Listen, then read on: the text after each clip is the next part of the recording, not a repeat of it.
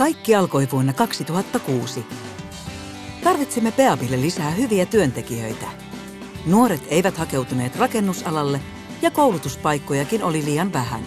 Halusimme tehdä asialle jotain. Siksi käynnistimme Peab-koulun. Nykyisin se on Ruotsissa toimiva itsenäinen oppilaitos, jossa tarjotaan 3-vuotista rakennusalan koulutusohjelmaa noin 300 oppilaalle. Opetustapa Peab-koulussa on edistyksellinen. Se tarjoaa muihin kouluihin verrattuna enemmän käytännönläheistä opetusta. Opetuksen lähtökohtana on oppilaan omat valmiudet ja tarpeet.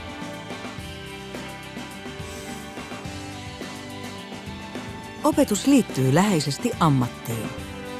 Englannin opetus voi tapahtua rakennushallissa, liikunta yhdistetään rakennusergonomiaan ja matematiikassa käytetään tuumamittoja ja rakennepiirustuksia.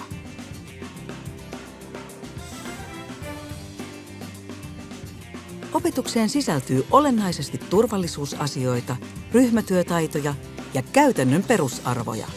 Parhaat työkaverit tulevat Peab-koulusta.